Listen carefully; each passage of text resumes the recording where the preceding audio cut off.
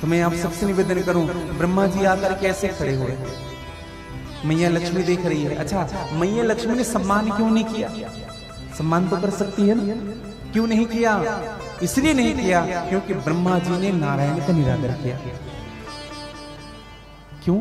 एक बात कहूं आपको, आप जिनसे प्रेम करते हैं, अगर कोई व्यक्ति उनका सम्मान कर रहा हो तो आपके भी मन में उनके प्रति आदर का भाव जगेगा।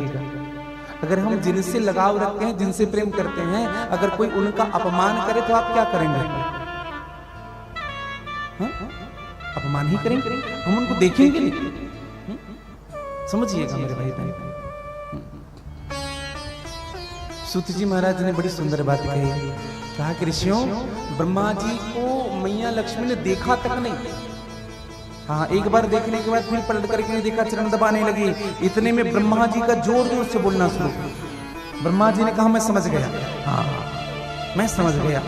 ढोंगी बन करके आंख बंद करके बैठा हुआ है विष्णु, लेटा हुआ है यहाँ पर, और अपनी पत्नी को यह भी संस्कार नहीं दिया, नैतिक शिक्षा नहीं दी कि स्वयं जगत का निर्माता आया है और ये स्वयं खड़ी नहीं हो रही, हाथ नहीं जोड़ रही। अब जोर जोर से आवाज जब सुना तो आंख खुला, और आंख जब खुला तो ब्रह्मा जी को देखा भगवान नारायण ने, क्रोध तो आया था उस समय, लेकिन अपने आप को कंट्रोल किया। श्रेष्ठ व्यक्ति का लक्षण है भैया। श्रेष्ठ व्यक्ति कैसे होते हैं बताएं आपको? अगर उनको गुस्सा भी आता है ना तो भी उसको पी करके रह जाता है। कोई व्यक्ति अगर कुछ बोल रहा हो, अगर कोई व्यक्ति चुप हो करके अगर आपकी बात सुन रहा है, अगर आप उनको गलत बात कह रहे हो, अगर सामने वाला आपकी बात सुन रहा है, तो ये मत समझिएगा कि वो कमजोर है, जवाब दे सकता है। वो इसलिए चुप है क्योंकि उनको अपनी मर्यादा में रहना आता है।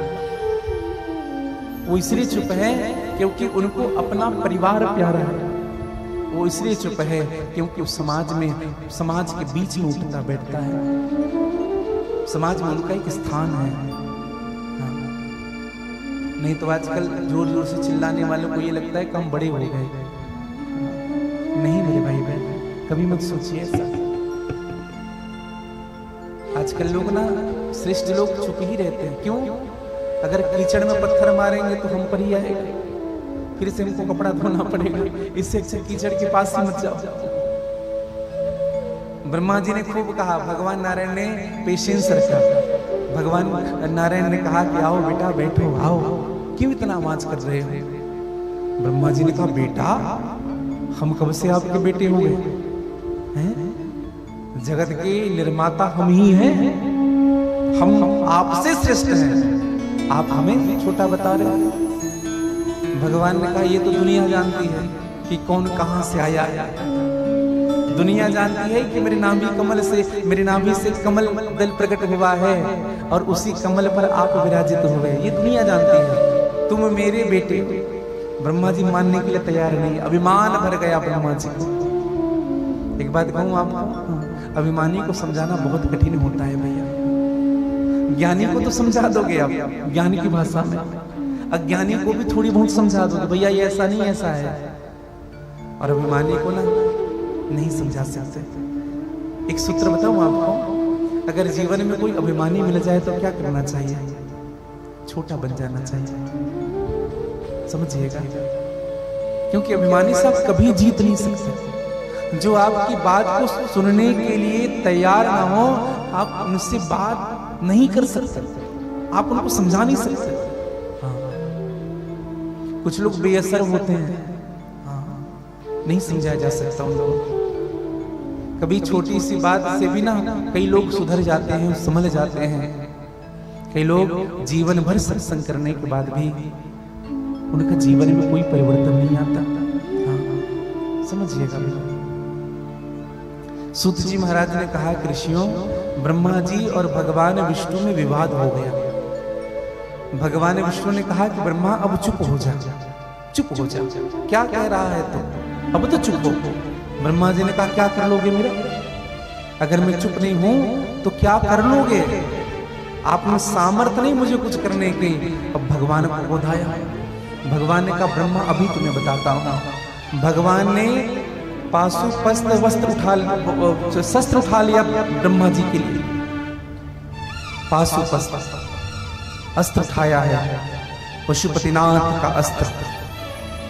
और ब्रह्मा जी ने इधर से युद्ध करने के लिए उन्होंने भी अस्त्र उठाया है। ब्रह्मा जी ने भी अस्त्र उठाया है, भगवान नारायण ने भी अस्त्र उठाया है। भगवान नारायण ने पाशुपस्त्र अस्त्र उठाया है और ब्रह्मा जी ने ब्रह्मास्त्र उठा लिया है, अमोघ शस्त्र। अब तो एक दूसरे पर प्रहार करने ही वाले हैं। इंद्र आदि देवता घबराने लगे, अब क्या होगा।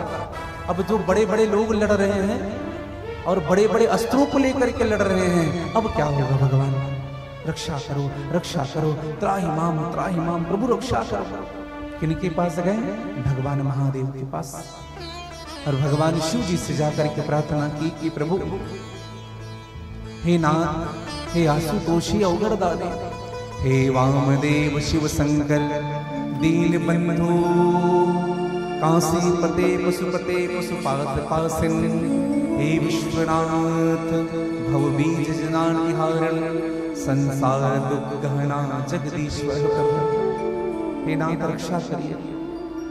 वंदे देव उमापतिं सुरगुरुं, वंदे जगत कारणम। आप उमा के पति हैं, जगत के कारण हैं। वंदे पन्नग भूषणम मृगधरम। पन्नग भूषण का मतलब क्या होता है? सर्पों को जो गले में आभूषण के रूप में। एक पन्नग का मतलब होता है ये जितने जहरीले जीव जंतु है ना, उनको पन्नग शब्द से संबोधित किया गया। वंदे पन्नग भूषण मृगधरम, मृग चर्म की जो वस्त्र धारण किए हुए हैं।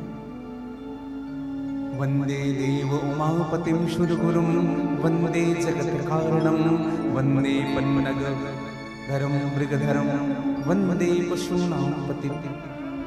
पशु के पति हैं भगवान शिव जी, पशु के पति हैं। अच्छा, कुछ लोग ना पशुओं की हत्या करते हैं, पशुओं की हत्या।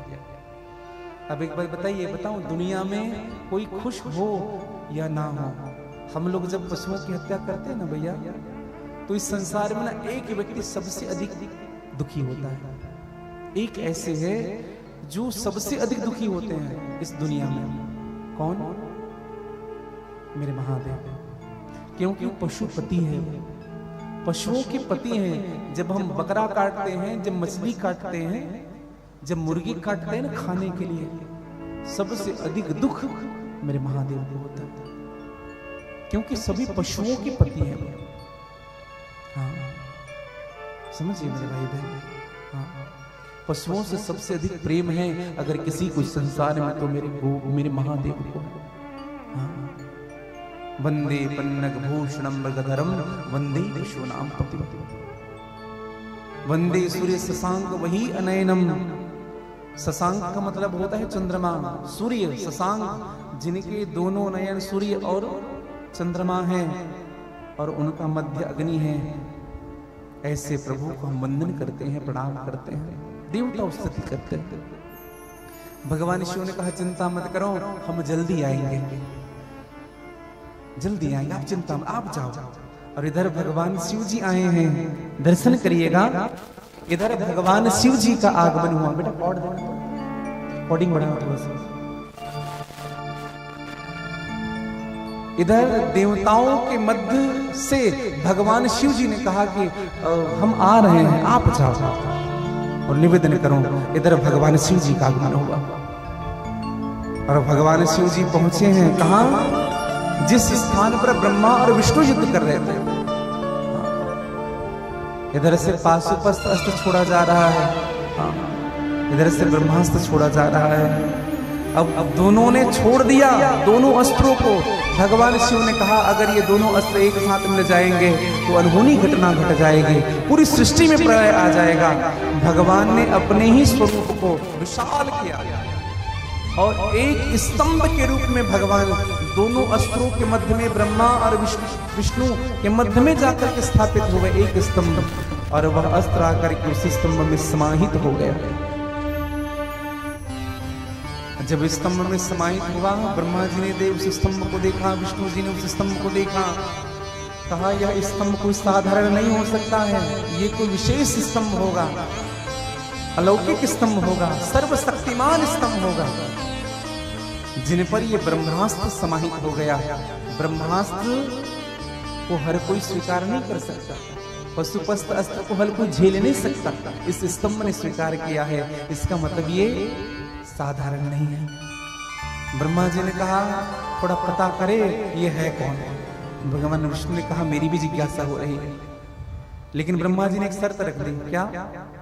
जो इनके छोर को पता करके आ जाएगा, इनके किनारे को, हाँ, वो सबसे श्रेष्ठ होगा। विष्णु जी आप मेरी पूजा करोगे अगर मैं इनके शीर्ष को पता कर लिया। भगवान विष्णु तो जानते हैं ये साक्षात भगवान ही है, भगवान शिव ही है। भगवान विष्णु ने कहा हम चरण की ओर जाएंगे, क्योंकि हम ऊपर नहीं जाएंगे, हम तो चरणों में रहने वाले हैं और चरणों में जाएंगे। और भगवान नारायण सूकर का वेश बना करके, वाराह का रूप बना करके भगवान के चरणों की ओर जाने लगे, और ब्रह्मा जी हंस का वेश बना करके इनके सिर की ओर जाने लगे। और भैया 1-2 दिन तक नहीं गए, भगवान नारायण कुछ दिन ही नीचे गए, फिर ऊपर आकर के हाथ जोड़ लिया, प्रभु मुझ में सामर्थ्य नहीं, अगुण अरूप अलग अज जोई, अनंत है अजन्मा है। लेकिन ब्रह्मा नहीं माना। कभी कभी ना अभिमानी व्यक्ति सत्य को भी स्वीकार नहीं करता है, सत्य को भी स्वीकार करना नहीं चाहता। और आज हंस उड़ता हुआ गया ब्रह्मा के रूप में, और 1-2 दिन नहीं भैया 1000 दिन तक से उड़ता रहा।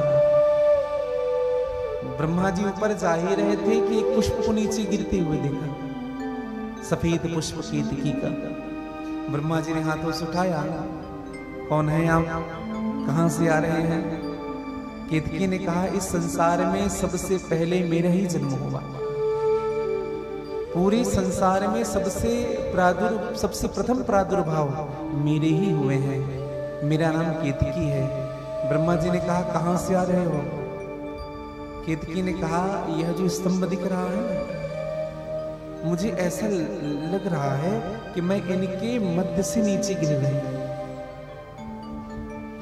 ब्रह्मा जी ने कहा कि मैं इनके ऊपर जाना चाहता हूं। केतकी ने कहा ऊपर जाने का आशा छोड़ दे, मैं इनके मध्य से भी गिर रही हूं तो मुझे भी 1000 दिन हो गए हैं गिरते गिरते, मैं इनके शीर्ष को नहीं पा पाऊं, क्योंकि मुझे पता है इनका शीर्ष क्या होगा। तू भी छोड़, हाँ चल मेरे साथ। ब्रह्मा जी ने कहा केतकी एक झूठ बोलेगी मेरे लिए, एक झूठ। क्या झूठ बोलना है? तुम्हें यही बोलना है कि मैं इस स्तंभ के सिर पर बैठी हुई थी और ये ब्रह्मा मुझको वहीं से लेकर के आ रहे हैं। एक बात बताऊं केतकी, अगर तू इतना झूठ मेरे लिए बोल देगी ना तो तुम्हें पूरी सृष्टि में सबसे पूजनीय बना दूंगा, क्योंकि मैं सृष्टि निर्माता ब्रह्मा हूं। केतकी ने कहा ठीक है बोल देंगे। अब और इतने में ब्रह्मा जी उस केतकी के पुष्प लेकर के आए, और जब केतकी का पुष्प लाया गया ना भैया, तो रास्ते में गौ मां मिली, और ब्रह्मा जी और केतकी की बातों को गौ मां सुन नहीं रही थी। गौ मां पूरी सुन डाली, कहा कि हम जान गए दोनों झूठे हो, एक नंबर के, हम बताएंगे जाकर के। ब्रह्मा जी ने कहा कि जो लेना है सो ले लो, लेकिन बताना मत। गौ माता अगर तुम हमारे लिए झूठ बोल देगी ना तो तुम्हारी भी पूजा सबसे पहले हम ही कराएंगे। हाँ, सबसे अधिक पूजा तुम्हारी होगी दुनिया में अगर एक बार तू झूठ बोल दे मेरे लिए। अब गौ माता को भी लालच हुआ पूजा, घर की पहली रोटी आपके लिए निकालेंगे कह दिया तो खूब फूली नहीं समाई, और गौ मां ने भी झूठ बोलना स्वीकार किया। और एक दर्शन करिएगा, इधर ब्रह्मा जी का आगमन भगवान नारायण के सामने, ब्रह्मा जी हंसते हुए, भगवान नारायण ने ब्रह्मा जी को देखा, ब्रह्मा जी की झूठी हंसी। अच्छा, हंसी भी 2 प्रकार के होते हैं, एक देख करके मुस्कुराना और दूसरा मुस्कुरा करके देखना। अगर कोई व्यक्ति देख करके मुस्कुरा रहा है ना तो पॉजिटिव है, अगर कोई व्यक्ति मुस्कुरा करके देख रहा है तो नेगेटिव है। हाँ, मुस्कुराने मुस्कुराने में अंतर होता है। अच्छा कुछ लोग होते भी हैं आपको देख करके मुस्कुराते रहेंगे, अचानक उनकी ओर देखो क्या हो गया, नहीं कुछ नहीं कुछ नहीं, समझ लो आदमी संगति करने योग्य नहीं है। ऐसे लोगों से ना दूरी बना करके रखिएगा, जो मुस्कुरा करके आपको देखता है। निवेदन करो।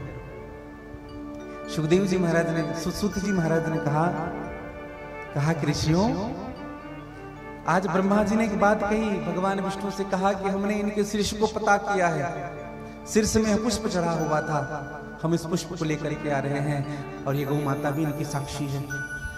और ब्रह्मा जी तो कम बोले थे, इन लोग ज्यादा बोलने लगे। हाँ हाँ सही है सही है, हाँ, हम ऊपर थे ये हमें लेकर के आए। गौ माता ने भी कहा हाँ हमने अपने आंखों से देखा। हाँ, झूठे आदमी जो होते हैं ना वो जोर जोर से बात करते हैं। हाँ। अब तो भगवान नारायण बड़ी सीधी सच्ची और सरल है। भगवान नारायण ने कहा ठीक है ब्रह्मा जी, आप बड़े हुए हम छोटे हो गए, ठीक है। और उच्च आसन पर बिठाया ब्रह्मा जी को, भगवान नारायण नीचे बैठे और ब्रह्मा जी के चरण धोने लगे।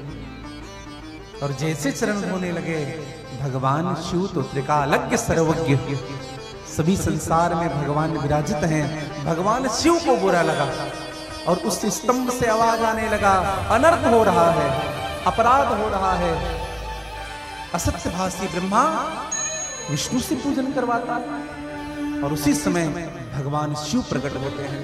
बोले शंकर भगवान की जय। हाथ में त्रिशूल लिए हुए, बाएं हाथ में डमरू नर कपालों की माला धारण की हुई, मृग चर्म लपेटे हुए, गले में सांप फुफकार कर रहा है, त्रिपुंड धारण किए हुए, नील वर्ण भगवान का, कलिपूर गौरम करुणावतारम संसार सारम भुजगेंद्रारम, ये सांगे च विभाति भूधर सुतः देवापका मस्तके, भाले बालु गरुड़म चकरणम यस्सूरि से विराट, सो अयम विभूषणः सरोवरः सर्वाधिपः सर्वदः सर्व सर्वतः ससीनिभः श्री शंकरः पातु मां।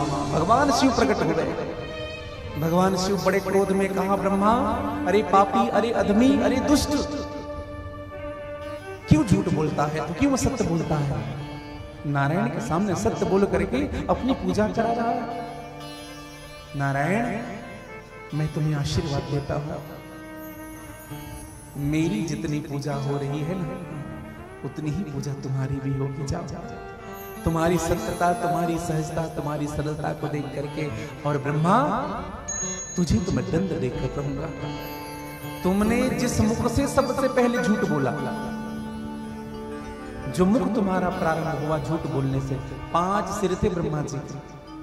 और उसी समय मेरे भगवान शिव ने वीरभद्र को प्रकट किया, काल भैरव को, और कहा कि जा ब्रह्मा जी के सर को काट दो, जिस सिर से झूठ बोला है उन्होंने, जाओ भगा ब्रह्मास्त्र।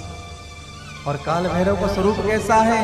यम यम यक्ष रूपम दशरथ वदनम भूमि कंपायमानम सम सम सम संहार मूर्ति सिर मुकुट जटा शेखरम चंद्रबिंबम दम दम दम दीर्घकाया विकृत मुखम चौर्धरेखम कपालम पम पम पम पापनासम प्रणत पशुपतम भैरवम क्षेत्रपालम। क्षेत्रपाल महाबाहो महाबल पराक्रम क्षेत्रणाम रक्षणार्थाय बलिमने नमोस्तुते। क्षेत्रपाल का काम ही है बलि लेना।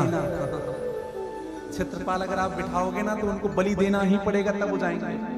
और क्षेत्रपाल आ गए तो किसी न किसी की बलि को लेकर ये रहेंगे, ब्रह्मा जी की बलि ले लो, जाओ। भगे ब्रह्मा जी वहां से। और क्षेत्रपाल ने जा करके शस्त्र नहीं उठाया, अपने दाहिने उंगली के कनिष्ठ उंगली के नाखून से ब्रह्मा जी का सर काट दिया। सर काटा और ब्रह्मा जी भगे। ब्रह्मा जी भगे वहां से एक सर कटा, और जैसे सर कटा रक्त निकलने लगा। क्षेत्रपाल जो है, काल भैरव है, उनके हाथ में ही ब्रह्मा जी के सर चिपक गए, क्योंकि ब्रह्मा जी हैं ब्राह्मण। और मानो क्षेत्रपाल को ब्रह्म हत्या लग गया। हाँ, क्षेत्रपाल घबराने लगा। भगवान शिव से कहने लगे, प्रभु आपके कहने पर मैंने ये ब्रह्म हत्या की, मेरा अपराध, अब ये ब्रह्म हत्या जाएगा कैसे? भगवान शिव ने कहा एक काम करो, जाओ मेरी नगरी काशी चले जाओ। हाँ, मुक्ति जन्म महि जान ज्ञान खान अगहान गह जहां बस शंभु भगवान। मुक्ति की नगरी काशी है, जाओ। क्षेत्रपाल भगा काशी की ओर, और जैसे ही काशी के परिसर में प्रवेश किया क्षेत्रपाल ने, ब्रह्मा जी का सर जो चिपका हुआ था तो वो बाहर ही गिर गया। क्षेत्रपाल अंदर प्रवेश किया है काशीपुरी में, और काशी का पुराधिनाथ काल भैरवम बचे। तब से भगवान काल भैरव उस काशीपुरी में जाकर के विराजित हुए हैं। आज भी ऐसा प्रमाण है कि जघन्य से जघन्य अपराध करने वाला व्यक्ति भी अगर भगवान विश्वनाथ के दर्शन करने के लिए अगर काशी के सरहद में एक पैर भी रखता है तो उनके ब्रह्म हत्या जैसे भी अपराध समाप्त कर देते हैं मेरे महादेव, क्योंकि उस नगरी का वह विधान है। बोले काल भैरव भगवान की जय।